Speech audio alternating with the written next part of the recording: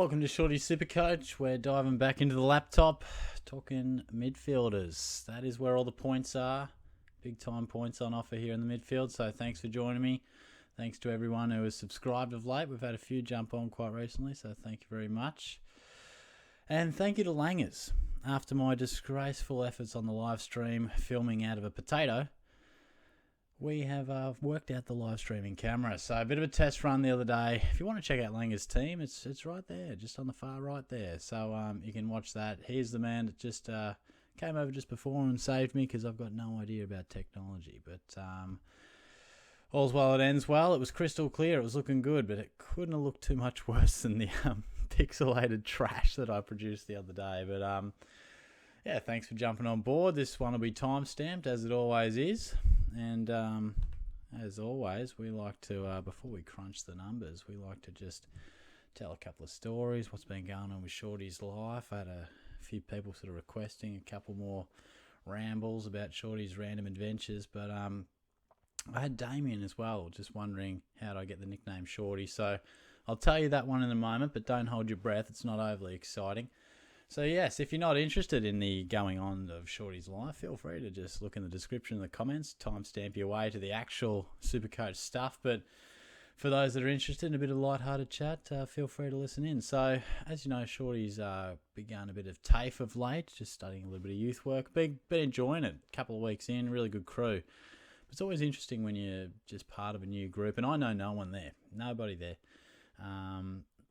You know, it's different dynamic. You're sort of finding your feet. You want to make a decent impression, and you know, sometimes you're just not sure which jokes to kind of roll with, and kind of found my feet. You know, I sort of got a bit of an understanding of what can be said and what cannot. Well, I haven't found out what can't be, but we'll try and push the limits. We'll see how we go. Anyway, the other day it was at lunch, and for some reason we're just walking back, and it was like 5 of us, and we're talking about. Somehow I heard him talking about nudist beaches, and I thought, oh, Shorty's got a little bit of a story, but gee, do I roll with it 6 days in? Don't know. But I did. I said, yeah, I wore a GoPro to a nudist beach once, and some laughed, some just looked at me. I said, nah, no, it's not as bad as it seems. It's not as bad as it seems. But down at Point Addis, once upon a time, young Shorty thought, you know, what a great idea. I've got a new GoPro. I'll just walk around my favourite spots along the coast, and that'll be great to look back on once upon a time. Fantastic memories down the coast. And I was just walking around exploring. I saw a kangaroo, saw an echidna. How cool is this? Wow, Shorty's loving life. And then I was just walking, you know, I've literally got GoPro set up on my head, like real freak style. And I'm just walking down this track. I haven't been to this beach before. And I hit this beach sign. Someone had already walked past me, so they must have been like, hang on, is this guy filming? And it says, Point Addis, nudist beach. So I just kind of took the GoPro off and did a bit of a Yui and went back to the car. But look, if I didn't see that sign and went a little bit off-road, that could have been a little bit interesting. But look, all's well that ends well. We got a couple of laughs. We broke the ice, you know. Got reminded about wearing a GoPro at the nudist beach a couple of times for the rest of the day, but hey, it's all in the name of a bit of fun. So I either think I'm a genuine freak or just a coastal guy.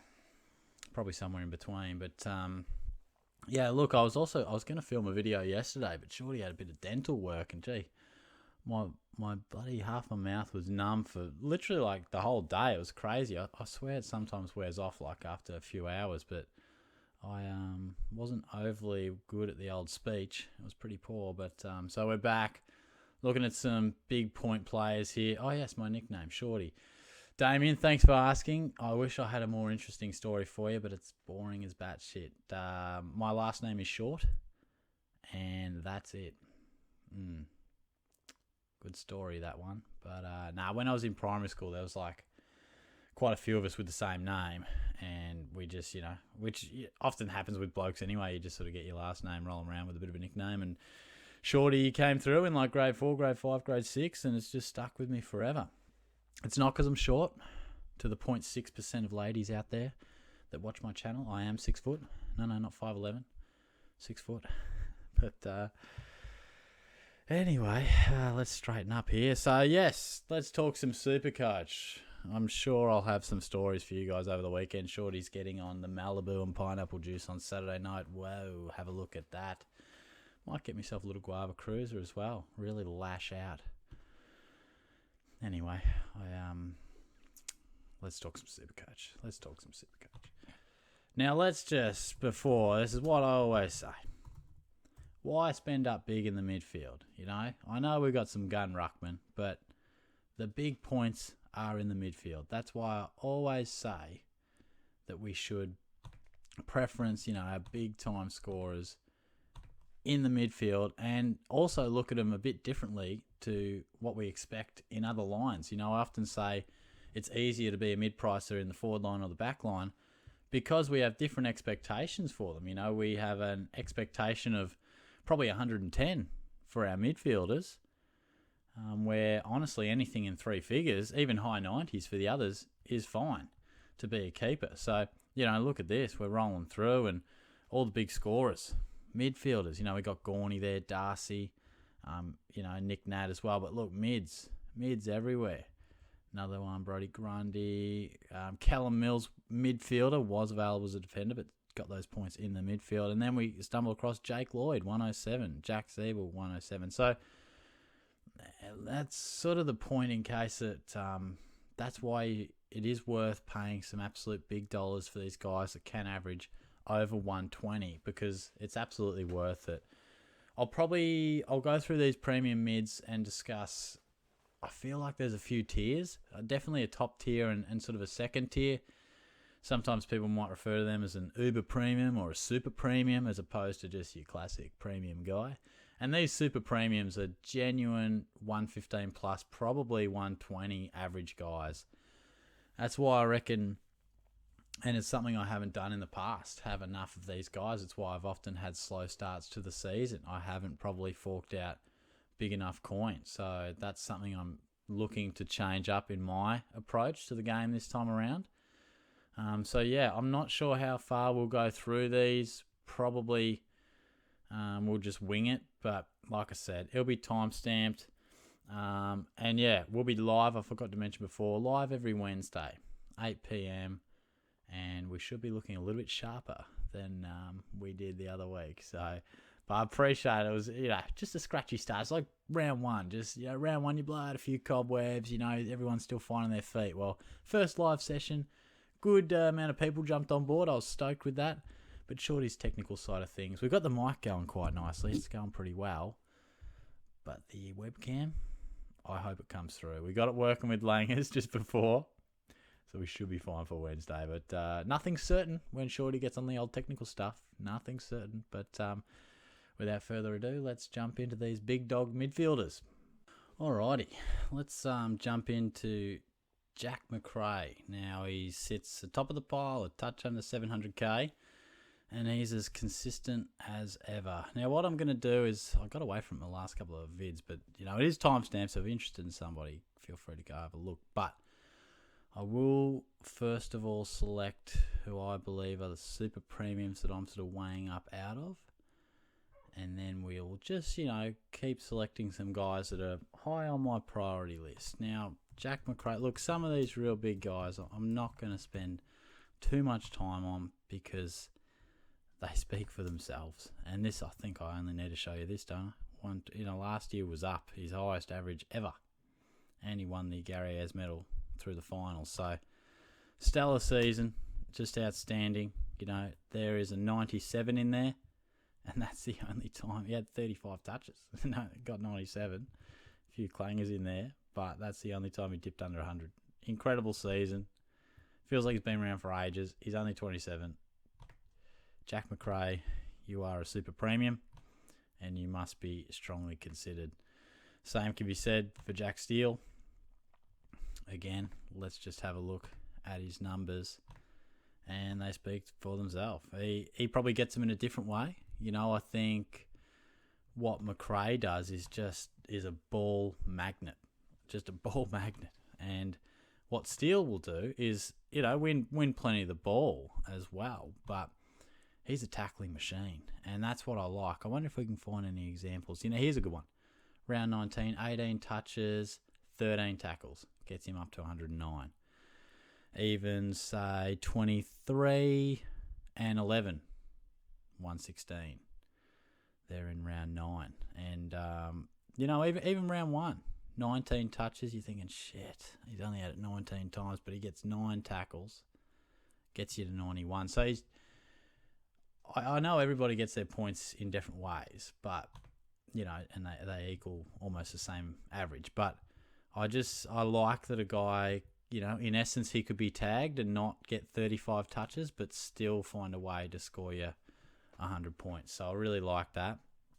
Steele is probably the one I lean towards out of him and Macrae, but a lot of people are going both and can definitely understand. Now, Touk Miller, I had a few questions about him on the live stream, and I guess if you're really talking uber premiums, I think it's the top 4 here.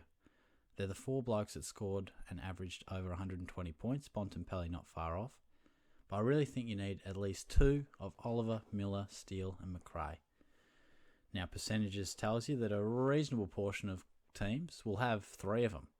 But the guy that is not as popular is Touk Miller. Now, why is that? Is he a bit harshly treated? I don't think so. I think it's fair enough. I showed you Jack Steele. He's got back-to-back averages of 120. Now, we're paying a lot of money. When you get to this sort of price point, you want a fair bit of confidence. We look at Oliver, years and years of 110 plus. One just under. We'll talk about Oliver a little bit more in a second. If we go to Touk Miller, it's not to say that he's going to drop off the face of the earth, but when we're paying 680k, he's done 105 and the 124. Last year, boom. He's 25 in his prime. Why wouldn't he keep going? And that's the thing. He'll probably keep going with some really good averages. But when you look at all 4 and you want to rank them in terms of who's most likely to produce that again, Miller probably comes in 4th. And it's not to slap him in the face. It's not to sort of downplay what he can do. It's just to suggest that these other guys have done it before. They've broken out like Miller and they've backed it up. Honestly, I raised similar concerns with Steele last year, and he comes out and averages even better. So there's no reason why Miller can't be a point of difference. Raoul's probably going to play a bit more footy. How does it all affect it? I think Miller will still average easily 110 plus, but I do feel like there's a chance that he could drop back 5 to 10 points. There's a chance he could even drop back to just 112, There's also a chance he averages 125. So, but I think we can safely say Macrae, Steele and Oliver, I'd be really surprised if they were anything under 117, 118, real likelihood of 120 plus again. And that's reflected in the ownership, and I think it's fair. And for that reason, it's why I'm not including him of, these uber premiums. I'm not including him in my shortlist, but I think there would be some people out there believing that he's a really nice point of difference. And I know Nicky, who often comments, he talked up Touk a lot last year, and he was well and truly right. I kept saying, no, I'm not sure we can trust him. It's a bit of a hot patch, I don't know if it's really what we're going to get for the whole year. Well, we did. We got it all year. So he may well stick it up me again, but when we're paying that much money, I think we just try and play the percentages, and for that reason, I think I'm just going to go elsewhere. Clayton Oliver, though, one of my absolute faves. One of my absolute favourites is Clary. He's a very reliable guy. Let's just have a look at what I like about him is, he's probably of all 3, he's probably the best clearance player. He's probably got the best hands around the stoppage of all guys. Wins clearances. He'll tackle as well. Not on Jack Steele levels, but he just wins so much of the ball, and he's still young. He's not even 25 yet. And if you look at those numbers, he had an 87 against the Giants. He did have a 6. That's interesting. Doesn't like the Giants. Can we safely presume that De Boer was playing and on him? I don't know. Yeah, we probably can. We can probably safely assume that De Boer gave him a little bit of attention. But look, he can go big. 204 in round 10. 166 round 20. 159, round 23. That's nice in your league grand final, isn't it? So, look, I think he's in 36% of sides. And like I said, I don't want to spend too much time on these guys because for good reason. It doesn't take a genius to work out what they're going to give you. But, yeah, I think they're clearly... You definitely want to have two of those three. And some people, like I said before, probably going 3 out of 4. Marcus Bontempelli, I think 11% of sides, 650, nearly average the 120. The only thing I'd say about him is, I don't know. He's a bit different to those other guys. He definitely averages less in terms of your possessions. You know, a lot of those guys can rack it up, and he's more your probably 25, 26 mark, but he'll kick more goals. He'll probably take more marks. But like I said, these super premiums, they find their points in different ways, which is what makes it interesting. And we've seen Bontempelli just with his class and brilliant ability to score off minimal touches. Even here, round 20, 15 touches, laces 7 tackles, throws a goal in there, scores you 87. You know, that's bloody good because they're the ones... You can't get 30 every game, unless you're Jackson Macrae. But occasionally you're going to not find the ball as well as you might normally. So if you can, on those days, if you can find a way to still scrounge out a high 80s or a 90, that's what's so good about these premiums. They don't have dirty days. You know, if you want to be super critical, he's got a couple more in the 80s, and he did have, I'll talk about Oliver producing in the grand final of your SuperCoach League. Well, Bontempelli actually had a quiet one. But the Bont, he's a superstar. He's got to be considered. I'm actually not going to shortlist him because he's not a guy that, honestly, again, he's not someone that I've closely considered, but I still see him averaging around 115. It's what he's done for quite a period of time now. You know, 114, 116 and 119. So he's not to be sneezed at. It's just the fact that I've probably preferenced a couple other guys, but if you're going with him, you're going to have a good time. So he's definitely a jet, prime of his career. Dogs are playing great footy, stellar leader. Didn't he play amazing in some of those finals? He'll be averaging 115 plus again. Jarryd Lyons. Now, 2% of teams. I wonder when the last time he was ever in more than 5% of teams to start a year. He's just historically consistent and historically unloved in the SuperCoach world. I don't know. Is it just not something sexy about him? I'm not sure. But he delivers, particularly of late. You know, he's had 2 really good years as a Lion, back-to-back years, where he's had some really good numbers, clearance king. But I must admit, I don't ever find myself wanting to pick him, and I don't know why. He finds the ball. He's one of those guys that, if you're just watching the game and you don't have him, you're just watching and you're like, oh, has Lyons had much of it? That's half time. He's had 16 and laid 4 tackles. Jesus, I haven't noticed that much. And that's because he just does the in and under stuff. Sometimes it's just bang on the boot, or he's that handball out under the pack kind of guy. He's always laying some tackles, you know, where, like I said before, Bontempelli, it's his class and impact and efficiency with his touches that he can tear you apart with 6 touches in 20 minutes. You know, he doesn't need 12, where Lyons and even Mitchell, we'll mention in a moment, you know, they probably do need more of the ball to impact, but they do. They get it more than not. You know, more often than not, they do find a way to get heaps of possessions. I think a lot of us, you know, will be preferencing Neale. He comes back. He's way cheaper. So, again, Jarryd Lyons, I'm sorry, we got no love for you. It's a tough game out there, but if you like him, he could be a real nice point of difference once a game. Tom Mitchell. Few questions, and well, actually quite a few, comparing, you know, do I go Tom Mitchell or Sam Walsh? Now, they're both superstars. Let's discuss Mitchell first. Tom Mitchell is going to give you 115 at least. He just is. He's a ball magnet. He's done it for years now. But what I will say is that, and the ownership probably reflects my thoughts, I feel as if since he did that knee, which saw him miss 2019, as you can see there, it has impacted him. Now, he had a pretty damn high bar. 119 average, 129 average. Misses all that footy, 113 and then 117.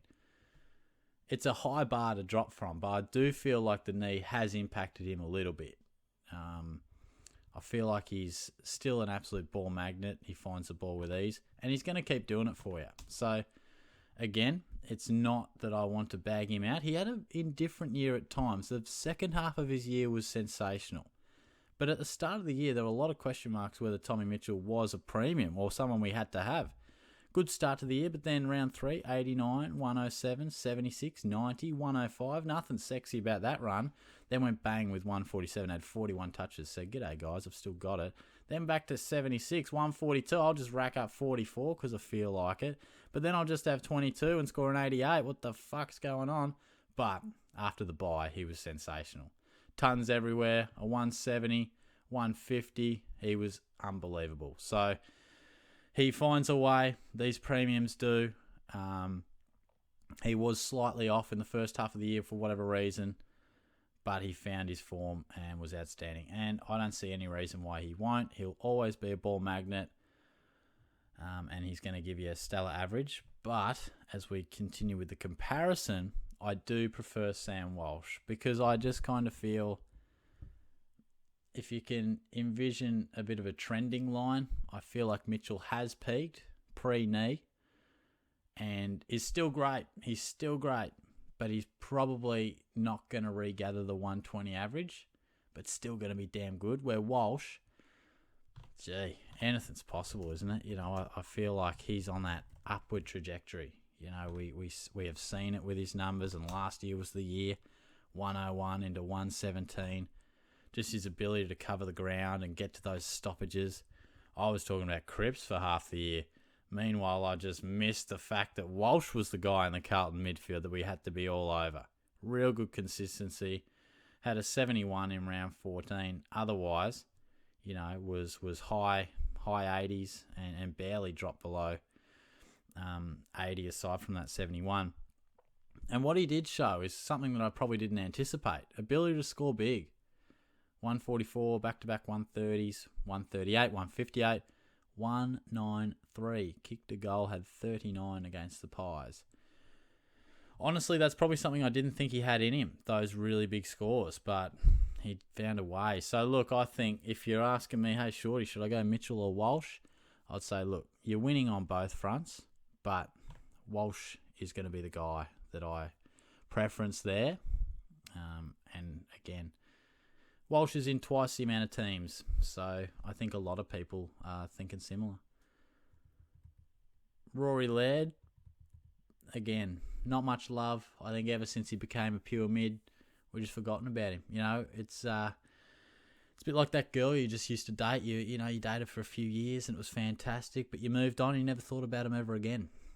When Rory Laird was a defender, fantastic times. We had some great days, you know, great memories those days where it was just a lockdown in defence. But, you know, we started to see different people find different interests in life, and he's just a midfielder now, and we just don't think about him anymore. 2% of teams, and probably fair enough. I think you're buying Laird at the absolute peak. Crouch comes back in the team. You know, that's not to say he's going to drop off the face of the earth. He's, like many of these guys, finds the ball at will. But I think you're paying absolute top dollar for Laird. And I just prefer other options. A couple of bombers. Zach Merrett, who's really just taking the piss. He just loves averaging and finding the ball beautiful amount of times. Great points. And last year was no exception. I often used to have the question mark over Merrett, you know, sort of just couldn't handle a tag. But the emergence of Darcy Parish, you know, sort of allowed him to just go about his day quite nicely. You know, he just was rarely kept out of the points, and we've seen him have back-to-back 115s. I will say he's not someone that I want to select. I just think there are better options around, and a little bit like Laird, I don't see much room for or any scope for improvement. That's not to say you shouldn't pick him, but it's a bit like the Walsh and Mitchell. You know, they're about the same, But if you're a betting man, who's a better chance to still trend upwards and who's more likely to plateau? Well, it's definitely Mitchell or Merrett, I think, probably reached that peak. And, Merrett might average 113 this year or 111 or 115.4, I don't see him taking it any further, where you look at Walsh and you go, maybe you could. There's a chance. So Merrett's as honest as the day is long. He's going to find plenty of the ball and score you some nice points. Good ball user, but just not for me. Parish, probably similar. And a bit like Miller, we saw the big breakout, which was great. He won every medal that he just about was a part of. Stellar season, took it from mid-80s, which he'd averaged for a couple of years, right up to 114.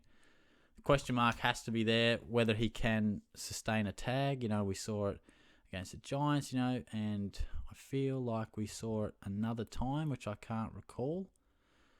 But I know there's definitely that question mark around. But we've been waiting for him to play midfield, and he'd been waiting to play midfield. Got that chance and lapped it up. I did read somewhere that it's probably a good point. There's a lot of mouths to feed at Essendon in that midfield, and I think these two guys are going to take the bulk of the feed, but there are quite a few moving pieces in that Essendon midfield. But these Merrett and Parish are the two big dogs in the midfield, so they won't be going anywhere in terms of centre bounce attendance. But yeah, I think it's probably fair that 3%, 4% ownership. I think that's probably fair and a reasonable reflection of my thoughts as well. Very good players. You're probably paying top dollar for them, but there's ample reasons why they will continue. I just probably prefer some other options. Speaking of guys who get no love, Cam Guthrie, 1% of teams. And look, there's a couple of Cats midfielders that I would consider. One's sitting in the forward line. The other is Paddy Dangerfield. I'll get to him later, but I'm probably going to slide past Guthrie pretty quick. And, we're starting to get more towards that 110 mark in terms of average, and probably you just find yourself scrolling a little bit quicker through these names as we move past the real super premiums. Guthrie is consistent, honest, but just take a look at his numbers when Dangerfield was in the team. Guthrie really lifted in his absence. I genuinely see him dropping his average between 5 to 7 points. I think he belongs in that 105 to 110 range rather than 113. So definitely paying overs in my opinion. Ollie Wines, when was the last time the Brownlow medalist was in 3% of teams? quite funny that. And, Wines has never really been a guy right on our radar aside from the early days. And last year was a stellar year, but again, I'm quite content with going past. He's not always the best ball user. He found a way to really impact games, like the Brownlow medal suggests, but I'm quite content to scroll past Wines. And I just think I still feel like there are just some more explosive options around him. And look, I don't know, aside from, I honestly thought he was going to be a bit of the Ben Cunnington style. Really good play. If we talk pure footy, we love him. But SuperCoach, for whatever reason, didn't have that upside. But he found it last year. Look at this. 100, 97, 98, 99, 97, 88, 104. Who would have ever thought after the bloke played 160 games that we'd just go bang into the 112s? But he did. But again, there is a small chance that he does drop back. I think he is fairly priced. I'm happy to just move on from Wines. I prefer some other options. Mills, again, fantastic for us last year in the defence, but finds himself as a pure mid, as you would expect this year, and all of a sudden, we don't give him the time of day. But I really like Mills as a footballer. I think, I really like him, to be honest. I really do. I think he'll back up that 112 with a similar average, but I do also prefer some other options. So I shall continue scrolling, and I've said it a few times. I prefer some other options, and this is one of the options I do prefer. Christian Petracca, and it's not just off the back of his Norm Smith. I think we saw him just become the player we've always sort of thought he would, and he did it in big games. He backed it up from the year prior in a way. 117 was huge, and I think this time last year we're probably looking at him. We were looking at him a little bit like we were maybe talking about Miller or Parish, but he did back it up, not to the same level, but he just started slow. He does turn the ball over a little bit. You look at the clang account. If we go from round 1, 7, 9, 6, 5, not too bad. He had 10 clangers in round 8, 7 in round 10, 7 and 8, round 13 and 15 respectively. And that can sometimes be where he does hurt you, but he has massive influence on games. He is capable of hitting the scoreboard.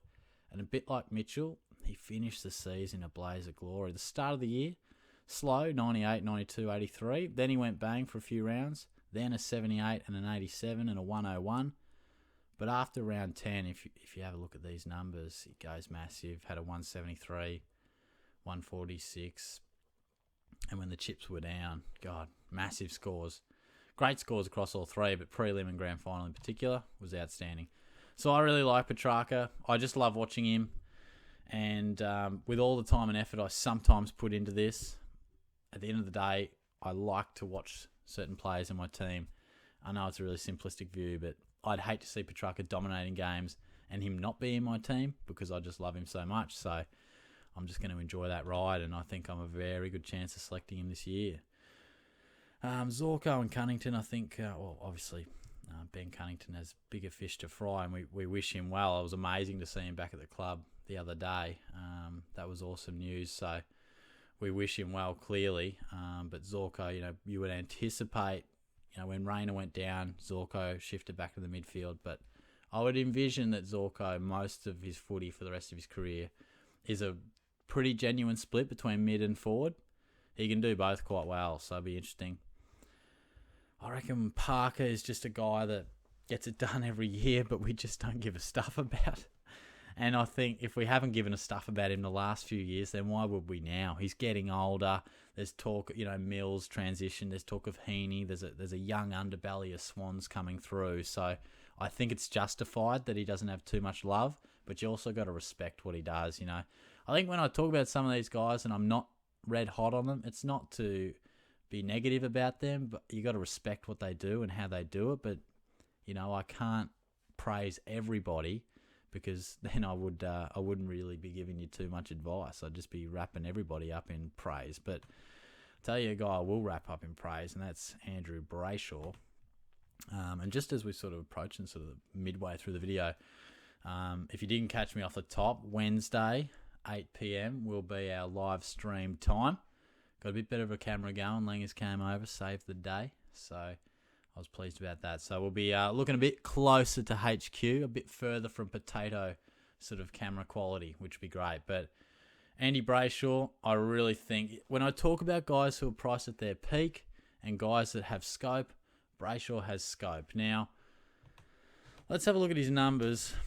And what I like, he had that 190 against Richmond. And some people might say, well, if it wasn't for that 190, maybe he wouldn't be, quite where he is. But I sort of look at it and say, that 190, he took ownership. Late in the year, he looked like he led that. It wasn't just 39 easy touches. It was a close game, and he led the way. He had some big moments late. He looked like he had arrived as a leader. Not just a ball magnet. He's always found the ball well and always tackled hard. It looked like he arrived in terms of his belief. Now, I see in the Dockers midfield, I see the Dockers rising in terms of overall, and I see Mundy and Fife gradually, as they sort of have over time, but taking more of a step back. Chera also leaves, so I think there's plenty of room for Sarong and Brayshaw to absolutely thrive. Been probably more talk about Sarong. He's a bit more of a sexy option at this time of the year, but I think Brayshaw, genuine chance to go 110. If I was predicting, I probably don't see him as a guy that's going to go explosion into 115 plus, but he's a tackling machine, just finds the ball really well, and he's a competitor, real competitor. I love it. You're not going to get too many games where he just switches off,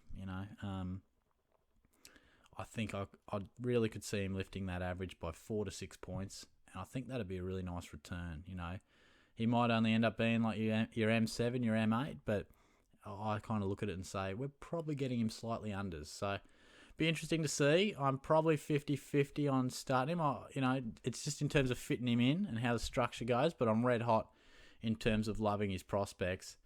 Josh Kelly, a bit of a burn last year. Killed me, mate. And probably going to stay well away from this. I was chatting to Langers throughout the week and he raised some good points. You see Daniels go down, Green goes down. We saw Kelly play off a flank at times. Could he be set for a bit of a role again like that as the Giants sort of struggle to beef up that forward half with their mid-sized players? Kelly's a beautiful ball user. He's a weapon. Probably hasn't fulfilled that potential. He's often talked about as a bit of a Rolls Royce kind of guy, but I don't know if we've quite seen him take the game apart regularly enough. But it's a beautiful left boot. He's class. He is silk. We've seen him average close to that 115 before, but this strong Giants midfield, which has sort of seen him pushed slightly towards the outside.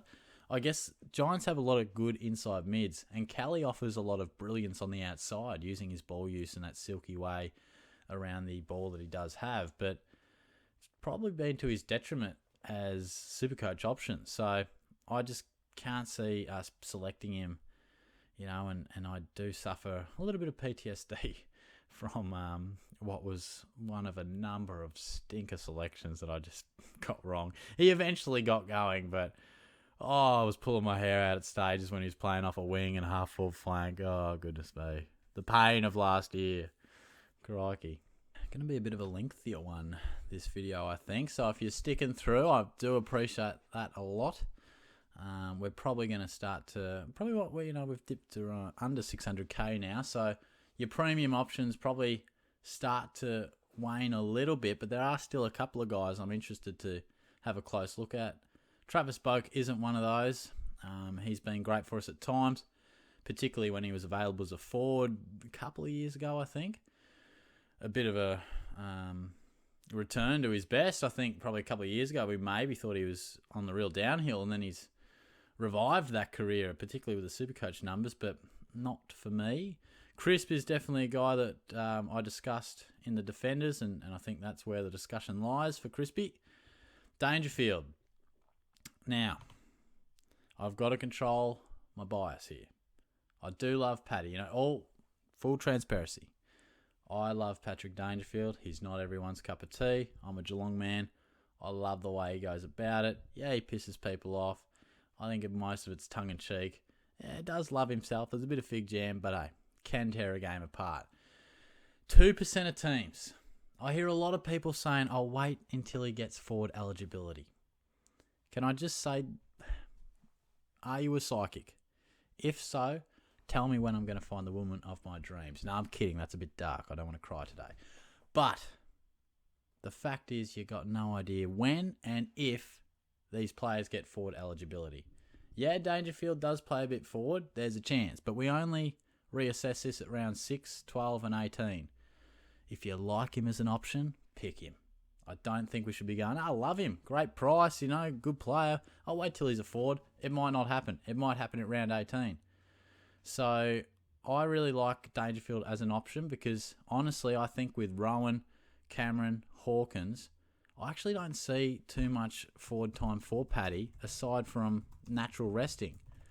No different to, say, Bontempelli. I think both of them are a chance to get forward line status, but also a chance to stay pure mids.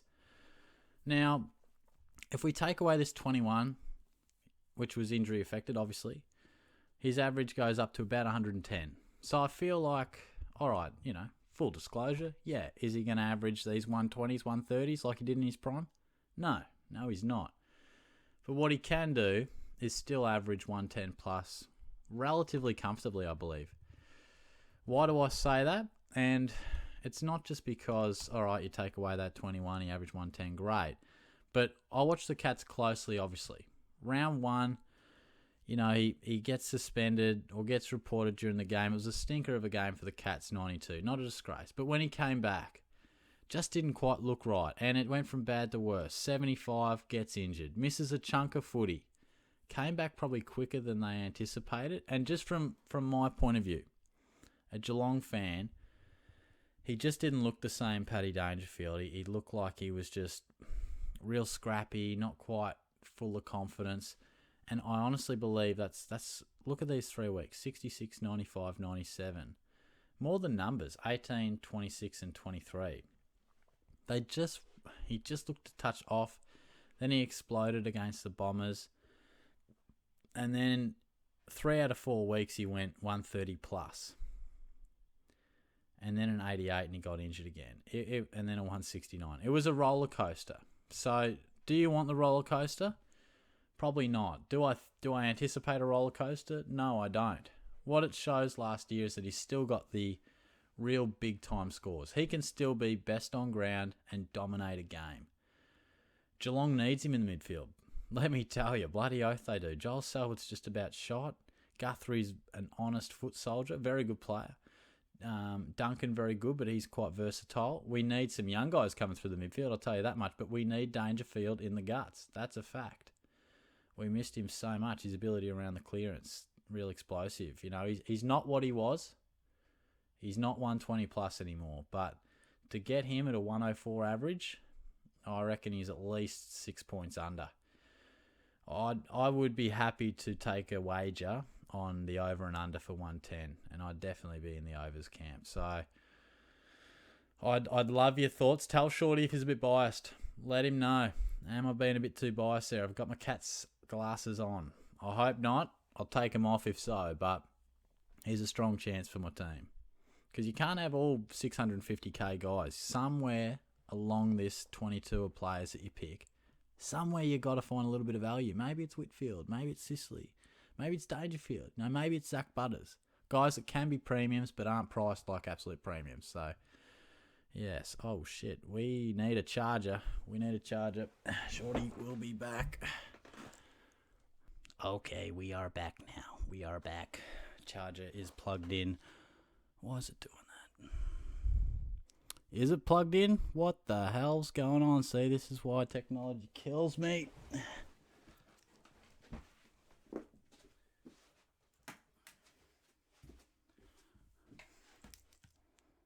fuck? You gotta have it plugged in.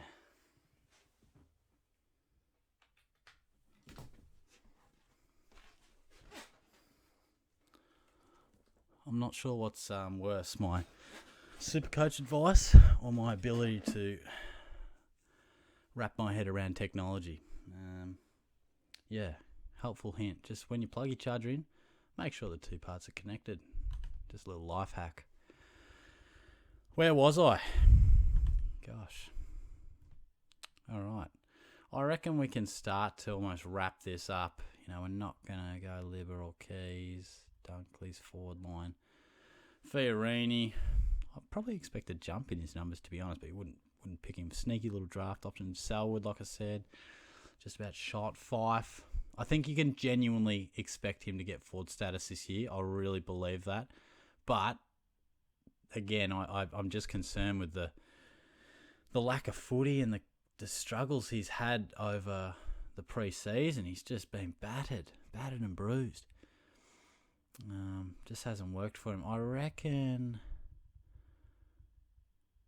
Yeah, look, I don't see anyone sort of worth chatting about as we get towards the 500k mark. Most of them. My old friend Jai Simpkin. Fun times. Taranto forward line. We'll talk about a couple of Lions there, but yeah, I think we'll end it on a couple of Lions. And Hugh McCluggage, I actually really like. I actually see him playing a bit more inside, and I won't pick him. I won't. But don't be surprised. Not quite Sam Walsh replication, but what we saw with Walsh was a former high pick that had played more wing with the occasional centre bounce, averaged 101. Got more centre bounce exposure, 117. McCluggage, former top pick, classy as well. More outside. Does get in the centre bounce about 25-30% of the time. But I reckon there's a chance he really finds a bit more time inside. It's just a gut feel.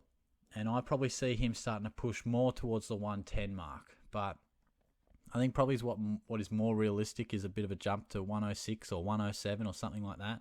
Just keep him on your hat for draft, because I just feel like, look at that, he's 1% of teams, but he's a favourite of mine. I think he's going to be far more relevant in SuperCoach in the years to come. Lachie Neale, wow, let's keep it simple. He's a lock. He's a lock. 50% of teams. He's back. He's looking great on the track, and I don't even have to show you his numbers to tell you.